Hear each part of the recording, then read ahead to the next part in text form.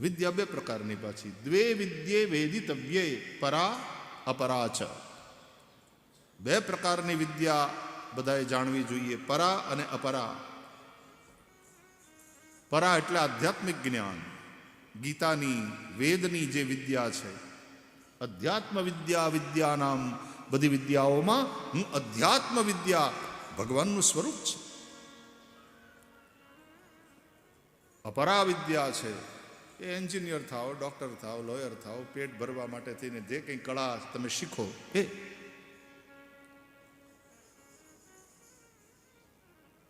પણ એ જે પરાવિદ્યા છે એનાથી ભેદ બુદ્ધિ નાશ પામે, પ્રકાશ થાય વિવેકનો.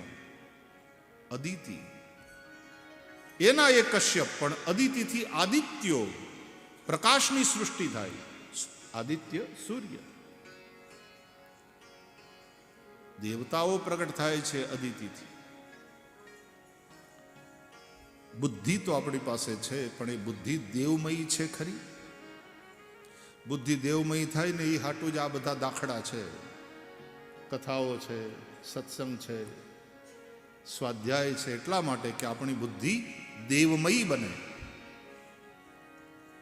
સત્કર્મ થકી મન વિશુદ્ધ થશે, સત્સંગથી બુદ્ધિ દેવમયી થશે. વિશુદ્ધ મન એ વસુદેવ, દેવમયી બુદ્ધિ એ દેવકી. એ વસુદેવ દેવકી પરણે ત્યારે એનાથી ભગવાનનું પ્રાગટ્ય થાય છે. મન, ઇમોશન્સ, બુદ્ધિ, થોટ્સ, તમારા વિચારો અને તમારી લાગણીઓની વચ્ચે એક સાયુજ્ય અને સામંજસ્ય સ્થપાવવું જોઈએ. પતિ પત્નીની વચ્ચે એક સાયુજ્ય સ્થપાય છે.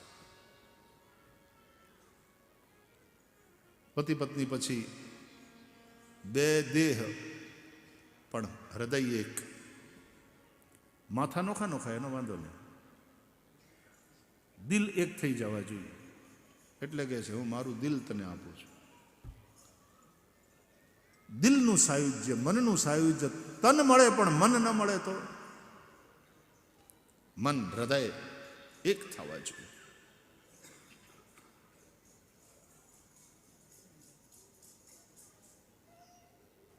મન અને બુદ્ધિ એ બંને પરણે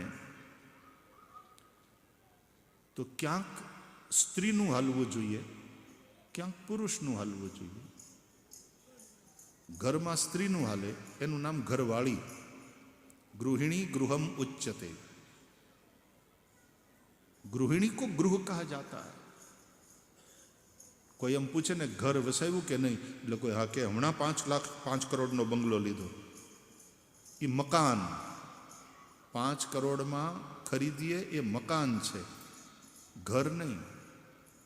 ઘર તો એની અંદર રહેવાવાળા બનાવે છે. બિલ્ડર મકાન વેચે, અને ઘર ખરા અર્થમાં ઘર બને છે ઘરવાળી થકી. ગૃહિણી ગૃહમ ઉચ્ચતે. તો ત્યાં એનું હાલવું જોઈએ. She is the boss there. પછી ઓફિસે જાઓ ત્યાં ભલે ને તમારું હાલે, પુરુષનું હાલે. પણ સાહેબ ઘરે આવે એટલે એ કે એમ કરવું જોઈએ.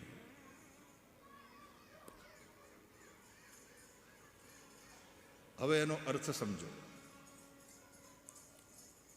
કે સાંસારિક વાત હોય, વ્યવહારની વાત હોય, ત્યાં બુદ્ધિને આગળ રાખો. બુદ્ધિ કે એમ કરો.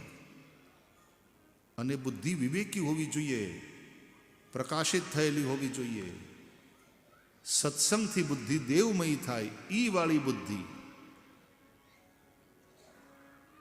મન એમ કહી દે તું કે સાચું, ભલે આપણે એમ કરીએ. અને પછી બુદ્ધિ જે નિર્ણય કરે એ મનઃપૂર્વક કરો, દિલથી કરો. પણ જ્યારે અધ્યાત્મની વાત આવે, ધર્મની વાત આવે, ત્યારે મનને આગળ રાખો. અને મનની ભાવનાઓનો આદર કરે બુદ્ધિ. પતિ જે સંકલ્પ કરે તો પત્ની હાથ લગાડી રાખે. અમારા ગોર બાપા એમ કે સંકલ્પ કરાવે ને ત્યારે પુરુષના હાથમાં પાણી આપે અને પછી કે બેન તમે હાથ લગાડી રાખો બાપા. એ પુરુષ સંકલ્પ કરતો હોય અને એની પત્ની એને હાથ લગાડીને બેઠી હોય ને આ દ્રશ્ય અદ્ભુત હોય છે. એ સહધર્મચારિણી છે. ધર્મ કાર્યમાં એના સહયોગની જરૂર પડે અને હાથ લગાડે એનો મતલબ એમ છે કે તમારા આ સંકલ્પમાં હું તમારી સાથે છું, હું તમારી સાથે.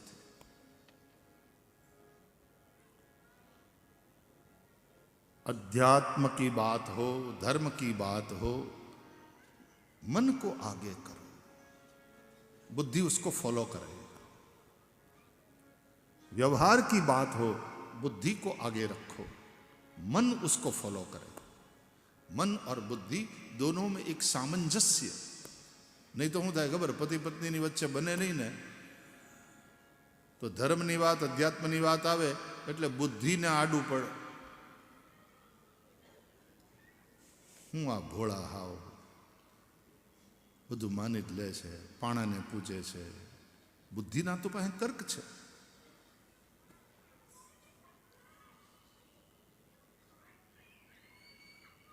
આ બુદ્ધિ એટલે સતી, મતિ, સતી, મન, શંકર. મનમાં વિશ્વાસ હોય, વિશ્વાસ એ મનનો સ્વભાવ છે. બુદ્ધિમાં વિશ્વાસ ન હોય, બુદ્ધિ તો તર્ક કરે.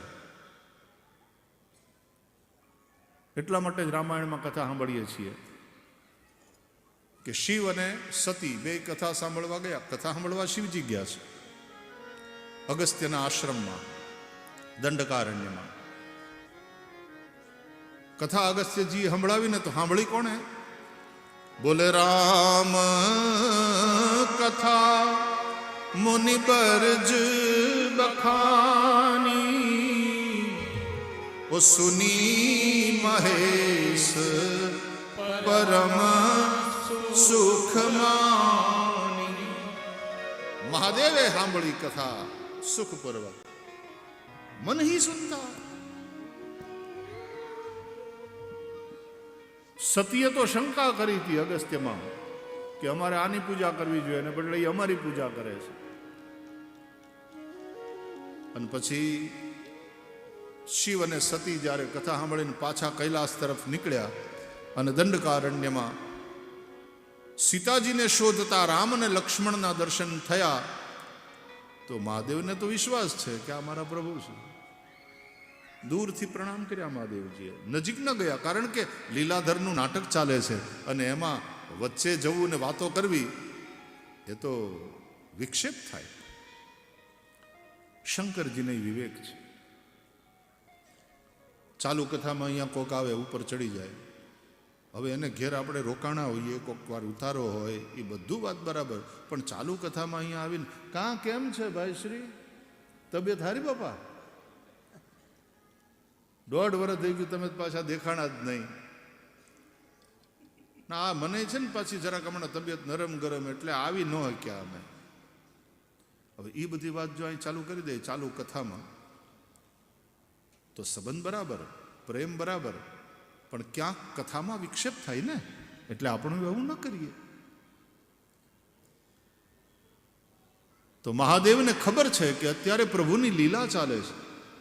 સીતાજીના વિયોગમાં રામ રડે છે, ઝાડવાઓને પૂછે છે, મૃગલાઓને પૂછે છે, પંખીઓને પૂછે છે કે મારી સીતાને જોયા. અને એ વખતે ત્યાં જઈને સેકન્ડ કરાય, કેમ છો પ્રભુ? ના, મહાદેવને ખબર છે. એટલે દૂરથી જ સચ્ચિદાનંદ તુમારી જય હો એમ કહી પ્રણામ કરી અસ કહી ચલેવું મનોજ નસાવન. જય સચ્ચિદાનંદ જગ પાવન, અસ કહી ચલેવું મનોજ નસાવન. પણ સતીએ જ્યારે આ જોયું કે મારા પતિએ કોઈ રાજકુમાર જેવા લાગતા બે તપસ્વીનો વેશ ધારણ કરીને બેઠેલા યુવકો અને એને પ્રણામ કર્યા, મારો ધણી દેવનો દેવ મહાદેવ, અને એ પ્રણામ કરે છે. સતીને શંકા થઈ. નાથ તમે જેને પ્રણામ કર્યા સચ્ચિદાનંદ કહીને એ કોણ છે?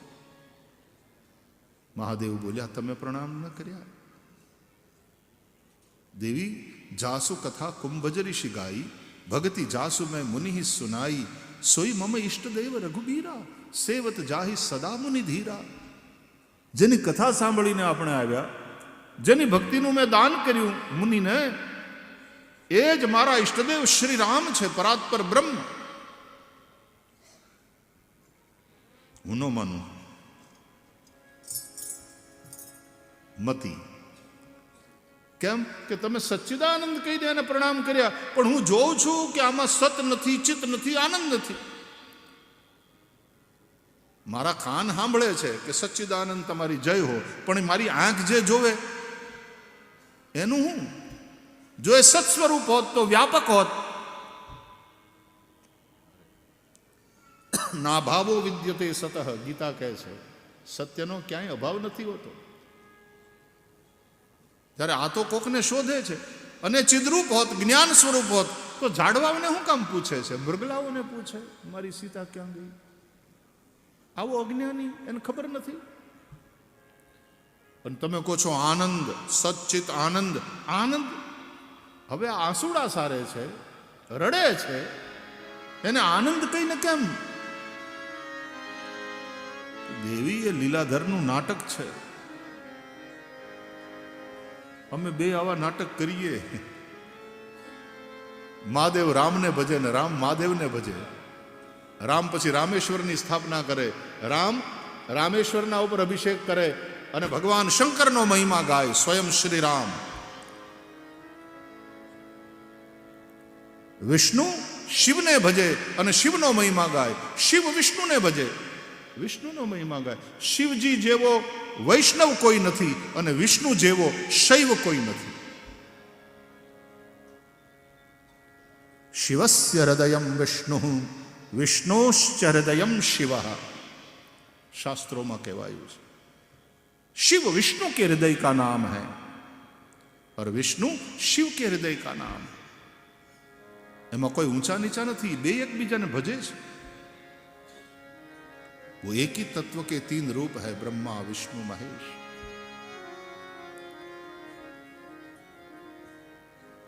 બહુ સમજાવ્યા શંકરે, પણ સતી માન્યા નહીં. કારણ કે સતી એટલે મતિ. આ મતિ છે ને આપણી બુદ્ધિ, એને કાન ઉપર બહુ ભરોસો નહીં, એ આંખ ઉપર બહુ આધાર રાખે. મારી આંખ જોવે એ સાચું. અને મન છે ને એ કાન ઉપર ભરોસો કરે. આંખ જોવે એ બધું સાચું નથી, કાન સાંભળે એ સાચું. એટલે કથા સાંભળીએ ને, સદગુરુની વાતો સાંભળીએ એટલે મન એમાં લાગે અને એમાં શ્રદ્ધા કરે કે શાસ્ત્રના શબ્દો સાચા છે, મારો સદગુરુ કહે છે એ સાચું છે. मन को कान पर ज्यादा भरोसा है, वो सुनी हुई बात पर भरोसा करता है. बुद्धि को आंख पर ज्यादा भरोसा है, बुद्धि देखी हुई बात का स्वीकार करती. એટલે જો મન અને બુદ્ધિ એ પરણે ને એમાં સામંજસ્ય ન હોય, પતિ પત્નીમાં બરાબર પ્રેમ ન હોય તો ગડબડ થાય. એટલે દેવકી અને વસુદેવ, ભાગવતના અંદર વસુદેવ અને દેવકીથી એ વાત કહેવામાં આવી. કશ્યપ અને દિતિ કે કશ્યપ અને અદિતિની વાત હોય તો એ જ વાત છે, શિવ અને સતીની વાત હોય તો એ જ વાત છે, અને વસુદેવ અને દેવકીની વાત હોય તો એ જ વાત છે. વિશુદ્ધ મન એ વસુદેવ અને દેવમયી બુદ્ધિ એ દેવકી. એ બંનેમાં જ્યારે સામંજસ્ય હોય, પરસ્પર સ્નેહ હોય, મિત્રતા. પતિ પત્નીમાં સૌથી વધારે મહત્વની કોઈ બાબત હોય તો એ છે સ્ટ્રોંગ ફ્રેન્ડશિપ.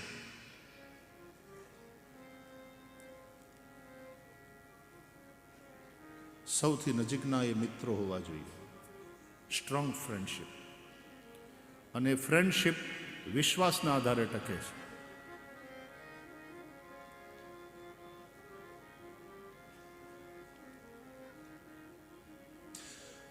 વેદોમાં એક મંત્રમાં આવે મિત્રસ્ય ચક્ષુષા સમીક્ષા મહે. રુદ્રીનો પાઠ કરો ને એની અંદર આવે મિત્રસ્ય ચક્ષુષા સમીક્ષા મહે. પતિ પત્નીની સમીક્ષા કરે કે પત્ની પતિના બોલવાની, એના આવવા જવાના ટાઈમિંગની, એના ફોનની, એની દરેક પ્રવૃત્તિની સમીક્ષા કરે, પણ એ મિત્રસ્ય ચક્ષુષા થવી જોઈએ. મિત્રની આંખથી, દુશ્મનની આંખથી નહીં તો શંકા થશે.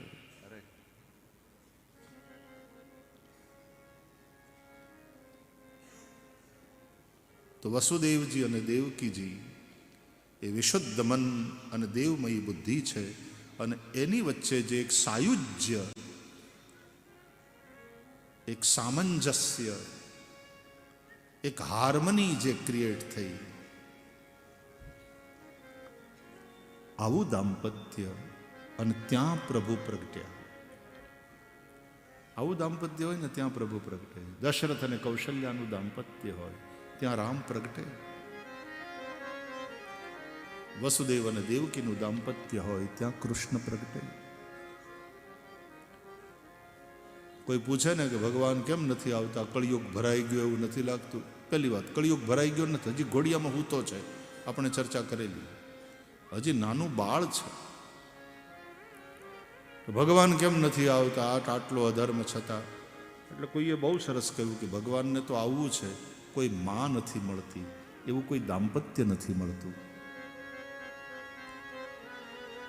વસુદેવ અને દેવકી જેવું દાંપત્ય નથી મળતું.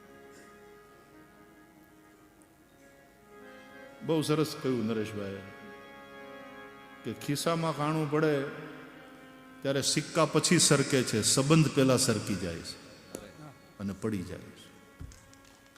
કોની વાત છે? પણ વિચાર કેટલો વાસ્તવિકતા છે. ખિસ્સામાં કાણું પડે એટલે સિક્કા પછી સરકે, સંબંધ પહેલા સરકી જાય. આવી સ્થિતિ આવે ને એકબીજાનો સાથ છોડી દે. ક્યારેક પતિ નિર્ધન થઈ જાય, અથવા તો ક્યારેક પતિ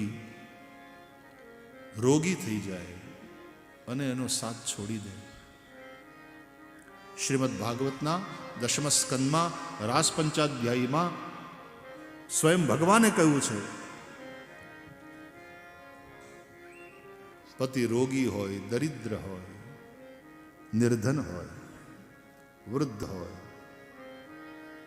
પતિ સ્ત્રીભિર્ન હાતવ્યો લોકે સુભિરપાતકી. જ્યાં સુધી અતિશય પાપી ન હોય ત્યાં સુધી પત્નીએ એવા પતિનો ત્યાગ ન કરવો. ભલે નિર્ધન હોય, રોગી હોય, વૃદ્ધ હોય, નિર્ધન હોય, એનો ત્યાગ ન કરવો. અને એ જ રીતે પતિએ પણ પત્નીનું ધ્યાન રાખવું. આપણે ત્યાં તો લગ્ન છે એ કોન્ટ્રાક્ટ નથી, સંસ્કાર છે. એ કોન્ટ્રાક્ટ નથી, वो सौदा नहीं है, वो संस्कार है. અને આપણે તો એક જન્મ નહીં, જન્મ જન્મના સાથી એવું કહે.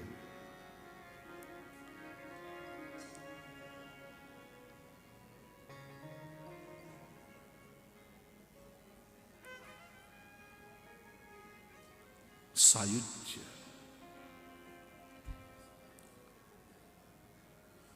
ભગવાન રામે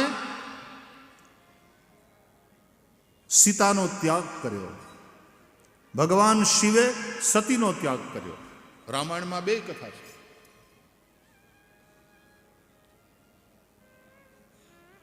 અને એ ત્યાગ થયા નહીં, છૂટા પડ્યા એના કારણ છે, પણ એ દેહથી છૂટા પડ્યા છે, મનથી એક જ છે. રામને સીતાવાલા ને સીતાને રામવાલા, શિવને સતીવાલા અને સતીને શિવવાલા. એટલા માટે સતી જ્યારે પિતાને યજ્ઞમાં જઈને દેહ ત્યાગ કરે છે ત્યારે સતી મરત હરિસન બર માગા, જન્મ જન્મ શિવપદ અનુરાગા. મરતા મરતા પણ સતીએ હરિ પાસેથી એવું વરદાન માગ્યું કે જન્મ જન્મ શિવ ચરણોમાં મને અનુરાગ થાય. રામે સીતાનો ત્યાગ કર્યો, કરવો પડ્યો. શિવે સતીનો ત્યાગ કરવો પડ્યો. અબ જો કરઉં સતી સન પ્રીતિ તો મિટઈ ભક્તિ પથ હોય અનીતિ. એવી ઘટના ઘટી. પણ છતાં રામના મનમાં સીતા છે, સીતાના મનમાં શ્રી રામ છે. છેલ્લે સીતાજી જ્યારે ધરતીમાં સમાય છે ત્યારે પણ એ જ કહીને, એવું જ બોલીને સમાય છે કે ત્વમેવ ભર્તા ન ચ વિપ્રયોગઃ. એ રામની સામે જ્યારે ધરતી ફાટતી હશે, ધરતીની દીકરી ધરતીને ખોળે હમાઈ જતી હશે, ત્યારે સીતા ધરતીમાં સમાતા સમાતા એની આંખમાં આંસુ અને શ્રી રામને હાથ જોડીને એમ કહેતી જાય કે ત્વમેવ ભર્તા ન ચ વિપ્રયોગઃ. આ વખતે જેવું થયું એવું ન થાય. જન્મ જન્મ તમે જ મને પતિ તરીકે પ્રાપ્ત થાઓ અને ફરીથી આપણો વિયોગ ન થાય. આ બોન્ડેજ તમે જુઓ, સીતા અને રામનું, શિવ અને સતીનું. એ અંતરંગ જે પ્રેમનું તત્વ છે એને સીતારામ જાણે છે, એને શિવને સતી જાણે છે. એટલા માટે સતી પુનઃ પાર્વતી બની અને શિવને વર્યા, પુનઃ પ્રાપ્ત કર્યા શિવને.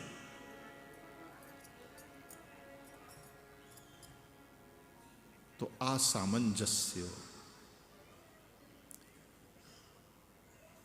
તો વસુદેવ અને દેવકીથી ભગવાનનું પ્રાગટ્ય થયું.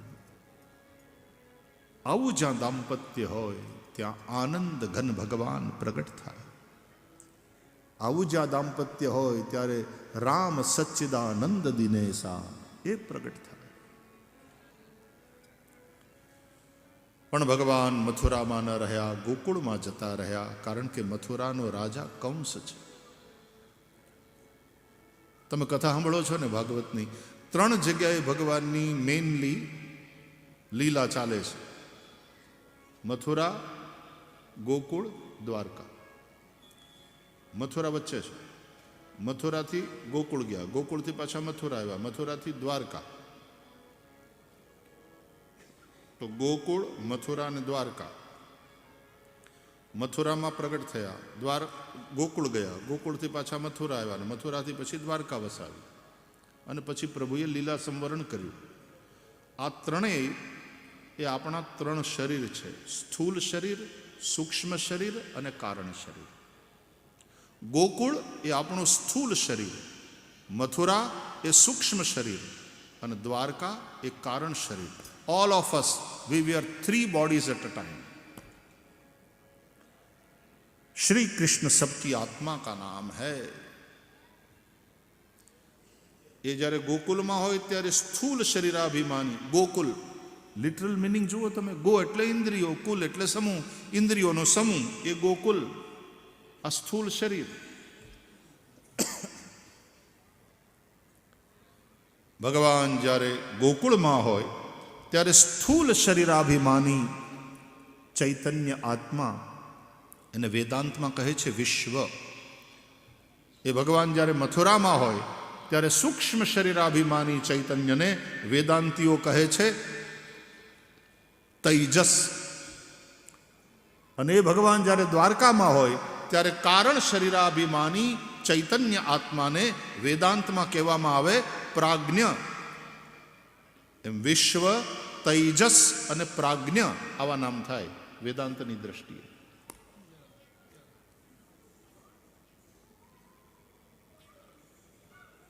ભાગવતમાં ઠાંસીને વેદાંત ભર્યું છે. એટલે હું કયા કરું, વેદાંત રૂપી ઘીમાંથી બનાવેલા લાડવા છે. એમાં ભક્તિની ખાકર કે ગોળ નાખ્યો છે. લાડવા બહુ મીઠા લાગે છે. લોટ છે ને એ કથાઓનો, સત્કર્મનો, કર્મ, ભક્તિને જ્ઞાન. જ્ઞાન એ ઘી છે, ભક્તિ છે એ હાકર છે કે ગોળ છે, અને કથાઓ છે એ લોટ છે. એના લાડવા કર્યા, પણ આમાં ઘી ભર્યું છે ઠાંસી ઠાંસીને વેદાંતનું.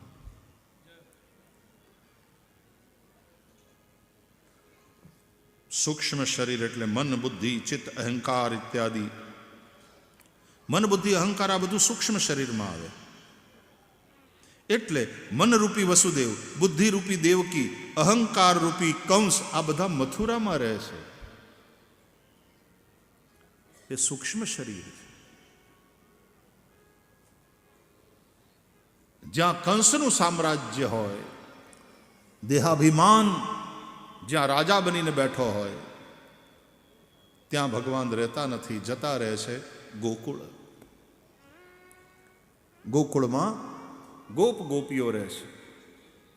ગોપાયતી શ્રી કૃષ્ણમ સ્વહૃદયે સા ગોપી, ગોભિ પિબતી ભક્તિરસમ સા. ઇન્દ્રિયો દ્વારા જે ભક્તિરસનું પાન કરે છે તે ગોપી. જે પોતાના હૃદયમાં શ્રી કૃષ્ણને છુપાવી રાખે છે તે ગોપી. એ ગોપનશીલા છે. પોતાના પ્રેમનો, પોતાના ભજનનો, પોતાની ભક્તિનો ઢંઢેરો નથી પીટતી. એ સીધી સાદી ગૃહિણી છે. એણે કઈ અમુક પ્રકારની વેશભૂષા ધારણ કરી છે ને અમુક માળા ને અમુક તિલક, આવું કશું જ નથી. એ સીધી સાદી ગૃહિણી છે, બધાના જેવી લાગે. સારા વસ્ત્રો, સારા આભૂષણો, પફ પાવડર, કોસ્મેટિક્સ, એ પણ શૃંગાર કરે છે. પણ શ્રી કૃષ્ણ ભક્તોમાં આ ગોપી સૌથી શ્રેષ્ઠ છે.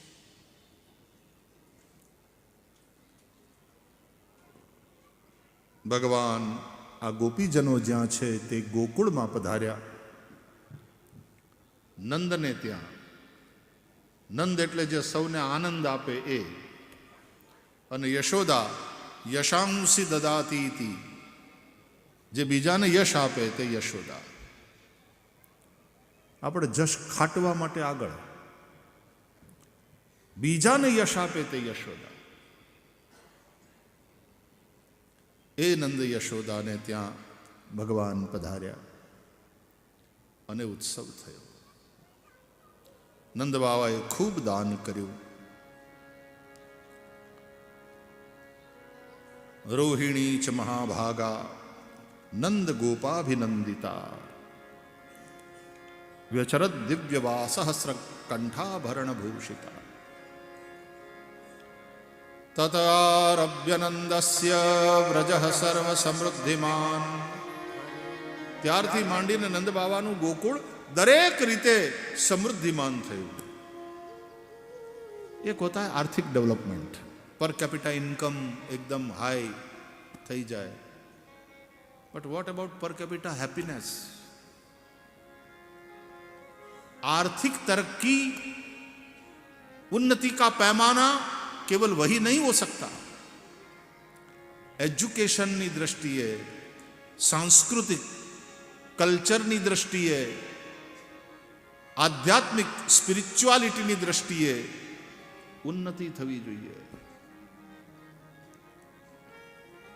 જીવનમાં જીવાતા જીવનથી આનંદ, સેટિસ્ફેક્શન કેટલું. આપણો હાવ નાનકડો એવો પાડોશી દેશ ભૂટાન, એ ખાલી પર કેપિટા ઇન્કમને મહત્વ નથી આપતા એ લોકો, પર કેપિટા હેપીનેસ. હવે તો દુનિયાની એજન્સીઓ સ્ટડી કરે છે આખા વિશ્વમાં કે સૌથી હેપી કન્ટ્રી કયો દુનિયામાં, કયા દેશના નાગરિકો સૌથી વધારે સુખી છે. સર્વે કરવામાં આવે છે, પૂછવામાં આવે. तो केवल पैसा होना ये सुखी होने का पैमाना नहीं. પૈસા હોય કે ના હોય, જે દુખી હોય દુખી હોય. પહેલાય માણસ દુખી હતો, બાવળની હેઠે બેઠો બેઠો રડતો હતો. 2 પૈસા થયા, ડબલ રૂમ લીધી, પંખાની હેઠે બેઠો બેઠો રોવે. કરોડો કમાણો, મોટા બંગલા લીધા, એર કન્ડિશન કમરામાં ડંડલો પિલ્લોના ગાડલા ઉપર બેઠો બેઠો છોકરાઓ નપાવટ પાક્યા એટલે રોવે. રોવાનું ચાલુ જ છે. લીમડાની હેઠે બેઠો બેઠો કે 2 રૂમમાં પંખાની હેઠે બેઠો બેઠો કે 50 કરોડના બંગલામાં બેઠો બેઠો રડવાનું ચાલુ છે. પહેલા એ દુઃખી હતો ને અત્યારે એ દુઃખી છે. અત્યારે પૈસા થઈ ગયા એટલે થોડો કમ્ફર્ટેબલી દુઃખી થાય છે. એર કન્ડિશન રૂમ છે, સરસ મજાનો સોફો છે, all the comforts are there, એટલે કમ્ફર્ટેબલી દુઃખી થાય છે. પણ દુઃખી તો છે જ. What about happiness?